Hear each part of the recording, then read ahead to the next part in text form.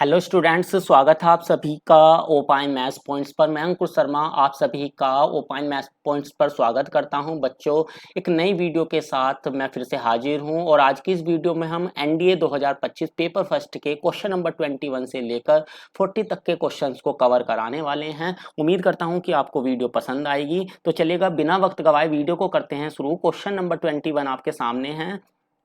तो बच्चों, इसमें कहा गया है कि यदि x प्लस वाई की होल पावर n के प्रसार में जो द्विपद गुणांकों का योगफल है वो है आपका 256, तो आपको बताना है कि निम्न पदों में से किसमें महत्तम द्विपद गुणांक आएगा। तो महत्तम द्विपद गुणांक बताना है आपको किस पद में आएगा। तो बच्चों, मैं आपको बता दूं, जो महत्तम द्विपद गुणांक होता है ना, वो आपका आता है किस टर्म में? मिडिल टर्म में। तो यहाँ पर हमें मिडिल टर्म मालूम करनी पड़ेगी और मिडिल टर्म के लिए हमें निकालना पड़ेगा पहले n की वैल्यू। अब जो द्विपद गुणांकों का योगफल होगा वो होता है हमारा 2 की पावर n, और यहाँ पर वो हमें किसके बराबर दिया हुआ? 256 के। अगर मैं प्राइम फैक्टराइजेशन करूं तो 256 मेरा आ जाएगा 2 की पावर 8 के इक्वल, यानी n इक्वल हो जाएगा मेरा 8 के। तो जो टोटल टर्म्स होंगी ना x प्लस वाई की होल पावर n के प्रसार में, वो हो जाएंगी 9 टर्म। तो इसकी जो मिडिल टर्म होगी वो 9 प्लस 1/2, यानी कि फिफ्थ टर्म इसकी मिडिल टर्म होगी। तो क्वेश्चन नंबर 21 का ऑप्शन सी आपका करेक्ट हो जाएगा। चलेगा, अगला क्वेश्चन ले लेते हैं।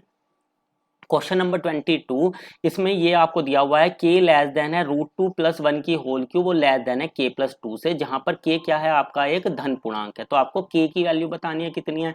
तो √2 प्लस 1 की होल क्यूब को अगर मैं पहले सिंप्लीफाई करूं तो ये हो जाएगा a क्यूब यानी कि 2√2 प्लस का b क्यूब यानी कि 1 प्लस का 3ab यानी कि 3√2, और ब्रैकेट में आ जाएगा मेरा a प्लस का b यानी कि √2 प्लस का 1। ये हो गया। अभी इसको और सिंप्लीफाई करें तो ये हो जाएगा 2√2 प्लस का 1, और यहाँ पर अंदर मल्टीप्लाई करेंगे तो ये हो जाएगा मेरा 6 प्लस का 3√2। अब इसको सिंप्लीफाई करेंगे तो हो जाएगा 1 और 6 7 हो गया, और ये हो जाएगा मेरा 5√2।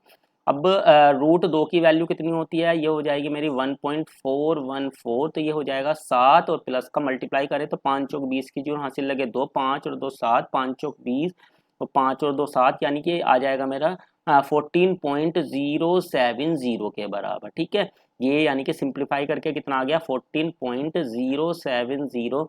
तो यहाँ अगर बच्चों ऑप्शन पे जाएं तो कौन सा ऑप्शन यहाँ पर इसको सेटिस्फाई कर रहा है? ऑप्शन नंबर, अगर ए की बात करें तो ए यहाँ पर इसको सेटिस्फाई नहीं करेगा, और बी और सी और डी वाला तो यहाँ पर ऑब्वियस है कि सेटिस्फाई कर ही नहीं रहे हैं। ठीक है, क्योंकि दोनों तो 14 से बड़े नंबर हैं। तो बचता है हमारे पास ऑप्शन बी, यही इसका करेक्ट आंसर आ जाएगा, और ये इसको सेटिस्फाई भी कर रहा है। चलेगा, अगला क्वेश्चन ले लेते हैं, क्वेश्चन नंबर 23। तो क्वेश्चन नंबर 23 की अगर बात करें बच्चों, तो इसमें यहाँ पर आपको मैट्रिक्स दी हुई है और आपको x की वैल्यू यहाँ निकालनी है। तो अगर मैं पहले यहाँ पर जो लास्ट की दो मैट्रिक्स हैं इनकी मल्टीप्लाई अगर मैं करता हूँ तो ये मेरा आ जाएगा किसके बराबर? 1 और 2 3 प्लस का 3x हो जाएगा। ठीक है, 3 प्लस का 3x। फिर नेक्स्ट रो की करेंगे फर्स्ट कॉलम से, तो ये हो जाएगा मेरा 4 और 5 9, 9 प्लस का 6x, और फिर अगली रो की करेंगे तो ये हो जाएगा मेरा 15 प्लस का 9x। ठीक है, ये आ गया मेरा मल्टीप्लाई करके, और अब इसकी मल्टीप्लाई करेंगे हम x11 के साथ। ठीक है, तो ये हो जाएगा मेरा कितना? 3x प्लस का 3x प्लस का 3x स्क्वायर, और 1 के साथ करेंगे तो यही आना, यानी कि ये जो दोनों लास्ट वाले दो एलिमेंट इनको तो हम सीधे ऐड कर सकते हैं। तो 15 और 9 मेरा हो गया कितना? 24, और 9 और 6 हो गया मेरा 15x। ठीक है, और ये मुझे किसके बराबर दिया हुआ है? 45 के बराबर। तो यहाँ से बच्चों मुझे मिल जाएगा कितना? 3x स्क्वायर प्लस का 18x, और ये हो जाएगा 24 माइनस 15 अगर मैं करता हूँ तो कितना बचेगा? 21 इक्वल टू में 0, तो 3 तो कॉमन लेके 0 में पहुंच जाएगा। एक्स स्क्वायर 3 छिंग 18 और 3 सत्ते 21 बराबर में 0, तो इसके फैक्टर करेंगे तो ये आएगा x प्लस का 7 और x माइनस का 1 इक्वल टू में 0। तो यहाँ से x की दो वैल्यू निकलेंगे, एक तो 1 और एक माइनस का 7। तो ऑप्शन की अगर हम बात करें तो 7 -7 तो है ही नहीं, तो ऑप्शन नंबर जो डी है ना 23 का 1, ये आपका करेक्ट हो जाएगा। चलेगा, अगला क्वेश्चन ले लेते हैं, 24 नंबर का क्वेश्चन। तो बच्चों ये बड़ा ही इंपॉर्टेंट और अच्छा क्वेश्चन था। यहाँ पर ये बोला गया है, ये आपके पास ये मैट्रिक्स दे रखा है जहाँ पर एक्स वाई और जेड पूर्णांक हैं और ये आपका क्या है, एक ऑर्थोगोनल मैट्रिक्स है, लाम्बिक आव्यूह है। तो आपको बताना है x square plus y square plus z square की वैल्यू। अब ऑर्थोगोनल मैट्रिक्स वो मैट्रिक्स होता है जिसके लिए ए डैश जो है वो मेरा किसके बराबर आ जाए, आई के बराबर आ जाए। बच्चों यहाँ अब एक चीज ध्यान देने वाली है कि ये जो मैट्रिक्स आपको दिया हुआ है ना, ये सिमेट्रिक है, क्योंकि अगर आप रो को कॉलम में और कॉलम को रो में अगर चेंज कर भी दें तो इस पर कोई इफेक्ट पड़ेगा नहीं। तो इसलिए ए डैश मेरा ए के ही बराबर हो जाएगा। तो यानी यहाँ से मेरा आएगा ए स्क्वायर किसके बराबर, आई के बराबर। अब इस मैट्रिक्स की अगर मैं इसी के साथ मल्टीप्लाई कर दूं, ठीक है, वाई जेड एक्स वाई, और ये हो जाएगा मेरा एक्स वाई जेड। अगर इसकी इसी के साथ मल्टीप्लाई करूंगा ना मैं, तो पहली रो की पहली कॉलम से करूंगा तो ये मिलेगा कितना, y square plus z square plus x square. ठीक है, बाकी निकालने की कोई ज़रूरत है नहीं, क्योंकि हमारा जो काम है वो इसी से ही चल जाएगा, क्योंकि हमें इसी की वैल्यू निकालनी है। और ये आई के बराबर, तो अगर मैं आई देखूं तो ये 1 0 0, यानी यहाँ पर जो आता है ना A11 जो वो 1 है, यानी कि ये जो वैल्यू होगी ना मेरी वो किसके बराबर हो जाएगी, 1 के। क्वेश्चन नंबर 24 का ऑप्शन बी आपका करेक्ट होगा। चलेगा बच्चों, अगला क्वेश्चन ले लेते हैं, क्वेश्चन नंबर 25। आप चाहें तो इंग्लिश वर्जन भी देख सकते हैं, ठीक है ना। पेपर यूपीएससी की जो ऑफिशियल वेबसाइट है उससे भी आप डाउनलोड कर सकते हैं, मैंने वहीं से पेपर डाउनलोड किया है, तो आप वहाँ से इसको डाउनलोड कर सकते हैं। चलेगा, अगला क्वेश्चन ले लेते हैं। 25 नंबर का क्वेश्चन है, इसमें बोला गया है कि एक व्युत्क्रमण आव्यूह एम के बारे में आपको बताना है कि इनमें से कौन सा या कितने ऑप्शन यहाँ पर ठीक होने वाले हैं। तो पहले ऑप्शन की बात करें तो बच्चों को ये पहले वाला तो बिल्कुल करेक्ट है, क्योंकि डिटर्मिनेंट में आप चाहे डिटर्मिनेंट निकालने के बाद स्क्वायर कर लो या पहले स्क्वायर करके डिटर्मिनेंट निकाल लो, कोई फर्क पड़ता नहीं है। तो पहला बिल्कुल ठीक है। दूसरा यहाँ पर गलत है, क्योंकि एम इनवर्स जो होता है वो एडजॉइंट अपॉन डिटर्मिनेंट ऑफ ए के बराबर होगा। और तीसरा भी यहाँ पर ठीक है कि अगर आप किसी मैट्रिक्स और उसके ट्रांसपोज का डिटर्मिनेंट निकालें तो वो दोनों ही इक्वल आते हैं। तो यहाँ पर दो जो यहाँ पर विकल्प हैं वो ठीक हैं। तो क्वेश्चन नंबर 25 का ऑप्शन सी जो है वो यहाँ पर ठीक हो जाएगा। अगला क्वेश्चन ले लेते हैं 26। यहाँ पर 26 में एफ थीटा आपको दिया हुआ है और आपको निकालना है एफ पाई के होल स्क्वायर की वैल्यू। तो यहाँ पर अगर मैं पहले एफ पाई की वैल्यू निकालना चाहूँ तो एफ पाई की वैल्यू मैं निकाल लेता हूँ यहाँ से। कोस पाई की वैल्यू, कोस 180 की वैल्यू मेरी -1 हो जाती है और साइन 180 की वैल्यू 0 हो जाती है। तो ये हो जाएगा -1 0 0 -1 के बराबर, ठीक है। माइनस यहाँ से अगर मैं कॉमन ले लूँगा तो उसके बाद मेरा आइडेंटिटी मैट्रिक्स बन जाएगी, यानी कि माइनस का आई, और मुझे इसी का होल स्क्वायर तो निकालना है यहाँ पर। तो माइनस का स्क्वायर तो प्लस हो जाएगा और आइडेंटिटी मैट्रिक्स का स्क्वायर आइडेंटिटी मैट्रिक्स आएगा, यानी 26 का ऑप्शन डी आपका ठीक हो जाएगा। चलेगा, अगला क्वेश्चन ले लेते हैं, क्वेश्चन नंबर 27। तो यहाँ पर 27 में आपको बताना है कि ए स्क्वायर -4a यहाँ पर किसके बराबर होने वाला है। मैट्रिक्स ए आपको गिवन है, तो यहाँ से बच्चों मैं ले लेता हूँ पहले ए बाहर, तो ये हो जाएगा a माइनस का 4i, ठीक है। यानी कि जो प्रिंसिपल डायगोनल है उसको ही आपको चेंज करना पड़ेगा। तो ए तो मेरा ये है ही और इसकी मल्टीप्लाई मुझे a माइनस 4i से करनी है। तो यहाँ पर बचेगा माइनस का 3, बाकी तो आपका सेम ही आएगा 2 2 और यहाँ पर 2 और यहाँ पर आएगा माइनस का 3 और ये आपका आएगा 2 और यहाँ पर आएगा आपका 2 2 और ये हो जाएगा आपका माइनस का 3, ठीक है। अब इनकी मल्टीप्लाई कर लेते हैं तो ये हो जाएगा आपका फर्स्ट रो की फर्स्ट कॉलम से, यानी कि -3 और ये हो जाएगा -3 +4 4 4 8 8 में से 3 गए 5, ठीक है। तो कितना आ जाएगा मेरा यहाँ पर 5 आ जाएगा। क्लियर हुई बात। अब आप चाहें तो बाकी निकालना चाहें तो निकाल लें, वैसे कोई यहाँ पर अब क्लियर हो रहा होगा, आवश्यकता मेरी पढ़ने वाली नहीं है, क्योंकि जितने भी ऑप्शन है वो सब आइडेंटिटी मैट्रिक्स की फॉर्म में बनने वाले हैं, ठीक है। तो यहाँ पर 5 आ रहा तो 5 मुझे कॉमन लेना पड़ेगा, उसके बाद यहाँ पर 1 बचेगा, तभी आइडेंटिटी मैट्रिक्स यहाँ पर बनेगी। तो 27 का ऑप्शन डी आपका करेक्ट हो जाएगा। चलेगा, अगला क्वेश्चन ले लेते हैं 28। बच्चों यहाँ पर हम एक कॉम्पिटेटिव एग्जाम को सोल्व कर रहे हैं, तो यहाँ पर हमारा उद्देश्य है सही आंसर तक पहुँचना। तो क्वेश्चन नंबर 28, इस क्वेश्चन नंबर 28 में बोला है कि हमारे पास 5n डिफरेंट ऑब्जेक्ट्स हैं और उसमें से हमने आर वस्तुओं का चयन करा या फिर n प्लस आर वस्तुओं का चयन करा, वो बराबर ही है, तो आपको बताना है आर की वैल्यू। ठीक है, यानी कि 5n जो है वो बराबर है किसके, 5n प्लस आर के। तो अब यहाँ पर या तो ये दोनों इक्वल होते नीचे वाले, लेकिन यहाँ इक्वल हो नहीं सकते क्योंकि n 0 आ जाएगा। तो दूसरी कंडीशन क्या बनती है कि इन दोनों को जोड़कर आपका 5n के इक्वल होगा, तो यानी n प्लस 2r जो होगा वो किसके इक्वल हो जाएगा, 5n के। तो 2r इक्वल हो जाएगा हमारा 4n के, तो r किसके इक्वल हो जाएगा, यहाँ से 2n के इक्वल हो जाएगा।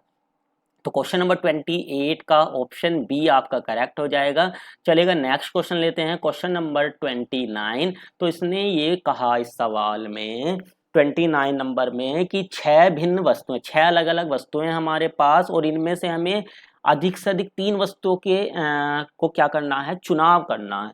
तो आपको उनकी संख्या बतानी है। तो अधिक से अधिक कितनी वस्तुएं चुननी है, हमें 3। तो ये आपकी 6C3, 3 मैक्सिमम है, तो 3 से कम तो ले ही सकते हैं या 3 भी ले सकते हैं। तो 6C3 plus 6C2 plus 6C1 और प्लस 6C0, ये हो गया। अब 6C3 की वैल्यू निकालें तो ये हो जाएगी 6 फैक्टोरियल 3 फैक्टोरियल 3 फैक्टोरियल की 6 गुना 5 गुना 4, और नीचे वाला एक 3 फैक्टोरियल तो कट जाएगा और एक 3 फैक्टोरियल आपका 6 आ जाएगा। तो ये बनेगा हमारा कितना, 20। और अब निकालते हैं 6 से 2 की वैल्यू, तो ये हो जाएगी 6 फैक्टोरियल अपॉन में 2 फैक्टोरियल और इनटू में 4 फैक्टोरियल, यानी कि 6 गुना 5 और बटे में आएगा 2, 2 तिया 6 और 5 तिया 15। ठीक है, और 6C1 मेरा हो जाएगा 6 के बराबर और 6C0 मेरा हो जाएगा 1 के बराबर। सबको देते हैं अब जोड़, तो 15 और 6 हो गया मेरा कितना, 21, और एक 22, 22 और 20 42, यानी ऑप्शन डी आपका हो गया है ठीक, क्वेश्चन नंबर 29 का। चलेगा, अगला क्वेश्चन लेते हैं हम, क्वेश्चन नंबर होगा अब हमारा 30। तो क्वेश्चन नंबर 30 में आप क्वेश्चन नंबर 30 बच्चों, अभी जस्ट अगर आप इस क्वेश्चन को ध्यान से पढ़ेंगे तो ये जस्ट क्वेश्चन अभी ऊपर करवाया, ठीक है, और उसमें हमने ए स्क्वायर निकाला भी था अगर आपको याद हो, और बताया भी था कैसे आया। तो तत्सम का भी आ गया था, ऑप्शन नंबर बी आपका बिल्कुल ठीक हो जाएगा, आइडेंटिटी मैट्रिक्स।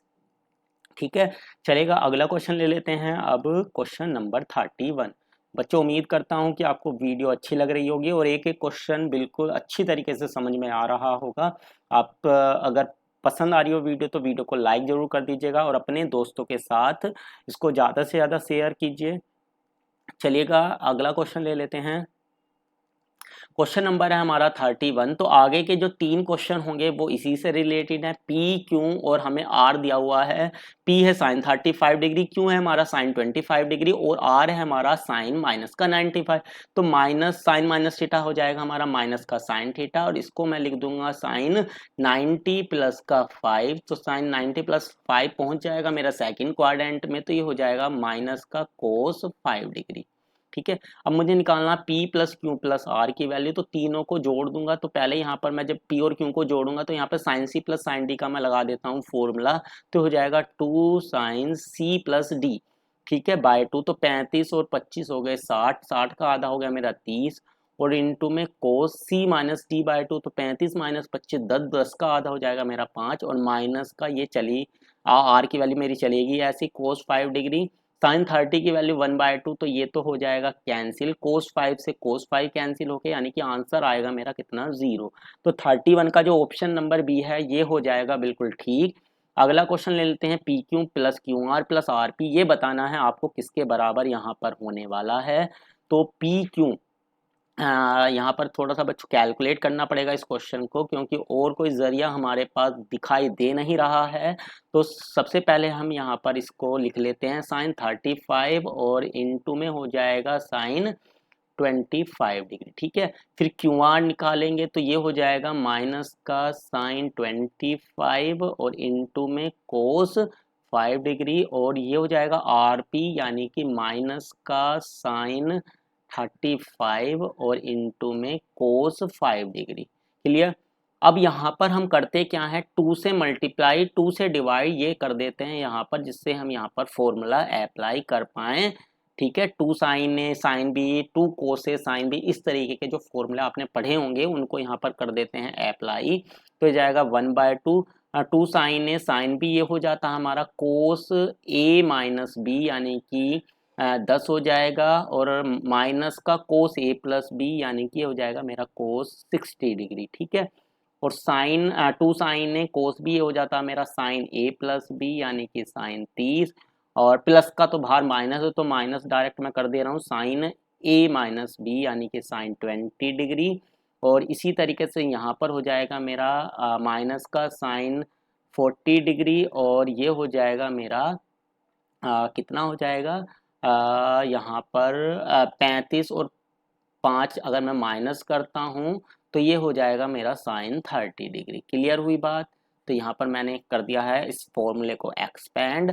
अब करते क्या है, यहाँ पर 1/2 जिसकी वैल्यू मुझे पता है वो रख देते हैं। तो कोस 60 की वैल्यू 1/2 माइनस 1/2, यहाँ साइन 30 की भी वैल्यू माइनस 1/2, यहाँ भी यानी माइनस 1/2 बन गए मेरे कितनी जगह पर, 3 जगह पर। तो सबको ऐड करके हो जाएगा माइनस का 3/2। ठीक है, और ये कोस टेन हमारा एज इट इज आ गया है। और ये जो अब साइन 20 है और ये जो साइन 40 है, इसमें से माइनस साइन कॉमन लेने के बाद sine C plus sine D का फॉर्मूला अप्लाई कर देते हैं। तो ये हो जाएगा 2 sine C plus D by 2 यानी कि 40 और 20, 60, 60 का आधा 30, और इनटू में कोस सी माइनस डी बाई 2, तो 20 माइनस 40 माइनस 20। कोस है, कोई फर्क पड़ेगा नहीं माइनस से, क्योंकि cos minus theta cos theta ही होता है। 20 और 20 का आधा हो जाएगा मेरा 10। ठीक है, अब साइन 30 की वैल्यू आ जाएगी मेरी 1/2 यानी कि ये हो जाएगा मेरा सॉरी, ये हो जाएगा मेरा कैंसिल आउट। और फिर अगेन कोस टेन से कोस टेन कैंसिल आउट हो जाएगा। तो यहाँ से जब हम अंदर मल्टीप्लाई करेंगे तो माइनस का 3/4 मिल जाएगा। तो ऑप्शन नंबर ए जो होगा वो बिल्कुल हो जाएगा करेक्ट। चलेगा, अगला जो पार्ट है इसका 33 वाला जो है, उसमें आपको p square plus q square plus r square बताना है। तो इसमें कोई दिक्कत होनी नहीं चाहिए बच्चों, क्योंकि ये पूरा का पूरा आपका डिपेंड है 31 पर। तो अगर मैं ये जो 31 था इसकी आंसर कितना आया था इसका 0, इसके दोनों तरफ का कर देता हूँ स्क्वायर, तो ये हो जाएगा P square plus q square plus का आर स्क्वायर, और फिर हो जाएगा मेरा प्लस का 2 इंटू में P Q plus Q R plus R P, जो कि मैं ऑलरेडी निकाल चुका हूँ 32 वाले में, माइनस का 3/4 और इक्वल हो जाएगा 0 के। तो 2 2 ज़ा 4, और ये माइनस उधर जाएगा तो प्लस, यानी कि 3/2 इसका आंसर निकल के आने वाला है। तो क्वेश्चन नंबर जो 32 होगा, सॉरी 33 होगा, इसका ऑप्शन सी आपका हो जाएगा बिल्कुल ठीक। चलेगा, अगला क्वेश्चन ले लेते हैं। क्वेश्चन नंबर अब हमारा होगा सॉरी 35 नहीं, 33 के बाद तो 34 आना चाहिए। एक क्वेश्चन अभी मिस हो गया है। चलिएगा, ये आ गए हम 34 नंबर पर। तो बच्चों इस क्वेश्चन में आप को पी दिया हुआ है, तो 34 और 35 पहले तो ये दोनों इसी पर बेस्ड होंगे, तो ध्यान से इसको समझ लीजिएगा। पी जो है वो हमें दिया हुआ है mod sine alpha minus sine alpha minus 90 degree के, और आपको बताना है पी की मिनिमम वैल्यू। तो यहाँ से सबसे पहले मैं करता क्या हूँ, साइन अल्फा तो एज इट इज रखता हूँ, और यहाँ से जो अल्फा माइनस 90 है ना, इसमें से माइनस साइन कॉमन ले लेता हूँ। तो ये हो जाएगा माइनस का 90 माइनस का अल्फा। ठीक है, कितना हो जाएगा, माइनस का 90 माइनस का अल्फा। अब साइन माइनस थीटा आपका हो जाएगा क्या, माइनस के साइन थीटा, सॉरी हाँ माइनस साइन थीटा, और फिर साइन 90 माइनस थीटा हो जाएगा आपका कोस थीटा। ठीक है, दो फॉर्मूले मैंने यहाँ पर एक ही साथ अप्लाई कर दिए हैं। अब इसकी जो वैल्यू होती है वो -√2 से कहाँ तक होती है, √2 तक। लेकिन इसके मोड की जो वैल्यू होगी वो कहाँ से कहाँ तक होगी बच्चों, 0 से लेकर √2 तक। ठीक है, क्योंकि माइनस वाले नंबर भी पॉजिटिव में कन्वर्ट आपके हो जाएंगे। तो जो मिनिमम वैल्यू होगी वो आपकी हो जाएगी कितनी, 0। और अगर हम चलें 35 पर, तो इसमें हमसे बोला है इसकी मैक्सिमम वैल्यू, अधिकतम मान, तो अधिकतम मान कितना हो जाएगा, √2।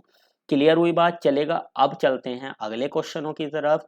आगे के जो क्वेश्चन है बच्चों, 3 क्वेश्चन वो इस पर ही आपके निर्भर होंगे। जो आपको स्टेटमेंट लिखा हुआ है इसमें ये कहा गया है कि आपके पास एक त्रिभुज है ए बी सी, और इसकी आपको तीनों भुजाएं दे दी। ठीक है, बना लेते हैं पहले हम डायग्राम। तो ये हो गया हमारा ट्राइंगल ए बी और सी। क्लियर हुई बात? अब ए बी हमें दिया हुआ है 3 के बराबर, बी सी हमारा है 5, और सी ए हमारा है 7। अब हमें बताना यहाँ पर है पहले जो 36 नंबर का सवाल है, कि त्रिभुज आपका अधिक कोणीय त्रिभुज है या फिर नहीं है, और अगर है तो बाकी के जो तो कोण बचते हैं उनका योगफल भी यून है। तो यहाँ पर सबसे पहले चेक कर लेते हैं अधिक कोण त्रिभुज है या नहीं है। तो यहाँ अगर हम देखें सबसे बड़ी जो साइड है वो है आपकी AC। तो सबसे बड़ा एंगल भी आपका कौन होगा, एंगल बी होगा। तो मैं एंगल बी को ही यहाँ पर कैलकुलेट करता हूँ। तो यहाँ पर कोस बी का मैं फॉर्मूला अप्लाई कर लेता हूँ। तो ये हो जाएगा मेरा ठीक है, क्या हो जाता है पहले इसको लिख लेते हैं। तो 5 हो गया ए, और जो 7 है वो मेरा बी हो जाएगा, और 3 हो जाएगा मेरा सी के बराबर। अब कोस बी बराबर हो जाता है मेरा ए स्क्वायर प्लस का सी स्क्वायर माइनस का बी स्क्वायर और डिवाइड बाय 2AC। ठीक है, तो ये हो जाएगा मेरा 2 पंजे 10 दिया 30। ठीक है, अब इन्हें घटाएंगे तो 9 माइनस 49 बचेंगे मेरे कितने, माइनस का 40, और 25 माइनस 40 मेरे बच जाएंगे माइनस का 15। ठीक है, माइनस का 15 अपॉन 30। तो यानी कि यहाँ से जो मेरी कोस बी की वैल्यू निकलेगी ना वो निकल जाएगी कितनी, माइनस का 1/2। अब कोस माइनस में जो होता है वो होता है हमारा सेकंड क्वाड्रेंट में। ठीक है, कौन से क्वाड्रेंट में होता है बच्चों, सेकंड क्वाड्रेंट में। ठीक है, और सेकंड क्वाड्रेंट में आपको पता है 90 प्लस थीटा वाली फॉर्म होती है। तो यानी कि जो कोस बी हो गया वो हमारा हो जाएगा कोस किसके बराबर, 90, और साइन में कन्वर्ट होगा तो 1/2 आपके 30 की हो जाएगी। यानी कि जो बी होगा वो हमारा कितना निकल के आएगा, 120 डिग्री। ठीक है बच्चों, जो हमारा बी एंगल है वो कितना निकल के आ गया, 120 डिग्री। तो ये बात तो क्लियर हो गई कि आपका जो त्रिभुज है वो कैसा है, ऑब्ट्यूज एंगल ट्राइंगल है, अधिक कोणीय त्रिभुज है। पहला स्टेटमेंट तो ठीक है। अब अगर बी 120 आ गया तो बाकी के जो दो कोण बचे उनका योग तो आपका 60 डिग्री हो जाएगा ना। ठीक है, यानी कि दोनों का योग भी क्या हुआ, न्यून ही हुआ। तो दूसरा भी आपका ऑप्शन ठीक है। तो यहाँ पर दोनों ही ऑप्शन ठीक है। 36 का आपका पहला और दूसरा दोनों ये करेक्ट हो जाएगा। अगला क्वेश्चन चलते हैं 37। तो ये हम ऑलरेडी निकाल चुके हैं एंगल बी 120। तो ऑप्शन सी इसका भी करेक्ट। अब आपको बताना है त्रिभुज का क्षेत्रफल। तो बच्चों जो ट्राइंगल है ये, इसका एरिया अगर हम बात करें तो ये हो जाएगा 1/2 AC साइन बी के बराबर। ठीक है, तो ये हो जाएगा 1/2। ए की वैल्यू हमारी है 5, सी की वैल्यू है हमारी 3, और जो आपका है साइन बी, साइन 120, साइन 120 हमारा हो जाएगा किसके बराबर, साइन 90 प्लस 30 यानी कि साइन 90 प्लस 30 यानी कि कोस 30। ठीक है, सेकंड क्वाड्रेंट में पहुंच रहा तो ये हो जाएगा कोस 30 की वैल्यू अब मेरी हो जाएगी √3/2। तो जब मैं इसको सिंप्लीफाई करूंगा तो 5 या 15, 15 √3 और 2 दूनी 4 ये आ जाएगा। ठीक है, यानी कि कौन सा ऑप्शन ठीक है बच्चों, यहाँ पर हमारा ऑप्शन नंबर ए बिल्कुल करेक्ट है। चलेगा, अब अगला क्वेश्चन ले लेते हैं 39 क्वेश्चन।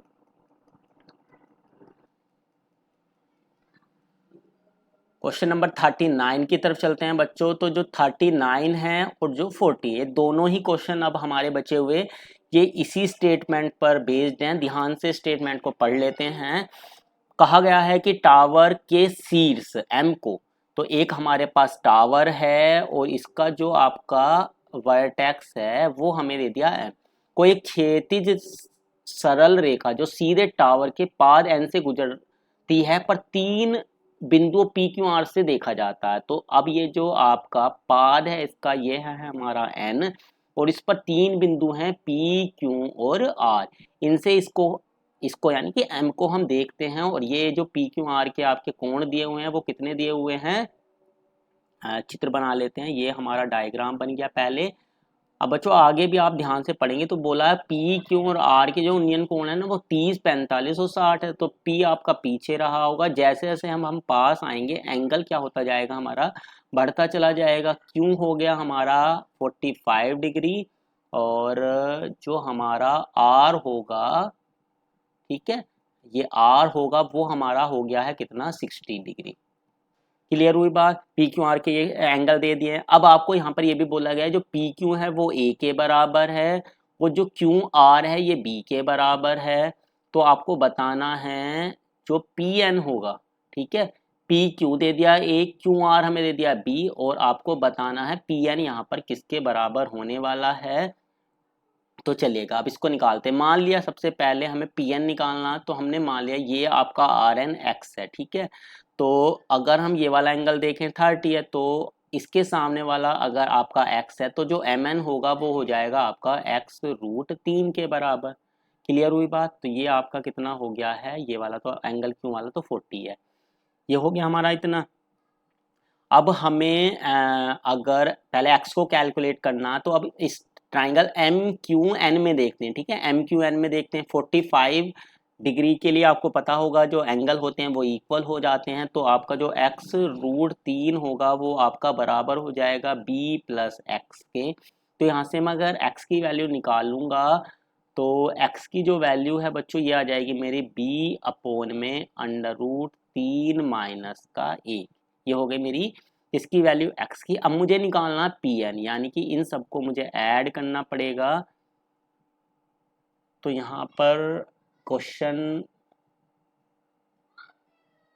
पी क्यू और आर से एम के उन्नयन कोण क्रम से है 30, 45, 60 है। चलिएगा कोशिश करते हैं। क्वेश्चन थोड़ा सा फंस रहा है। यहाँ पर हमें निकालना पी एन की वैल्यू, यानी कि अब ए बी और एक्स इन तीनों को मुझे जोड़ना पड़ेगा, ठीक है। तो यहाँ से मेरा आ गया ए और यहाँ से आ गया मेरा बी, ठीक है। ये जो वैल्यू है अब वो मुझे कैलकुलेट करनी है, ये मेरा पी एन हो जाएगा, ठीक है। सबको ऐड कर दिया। लेकिन यहाँ ऑप्शनों पे अगर जाएं तो इस ऑप्शनों में अगर हम देखें तो यहाँ पर मेरा कहीं भी ऑप्शन में बी नहीं दिखाई दे रहा है, ठीक है। तो मुझे यहाँ पर बी को एलिमिनेट करना पड़ेगा पहले।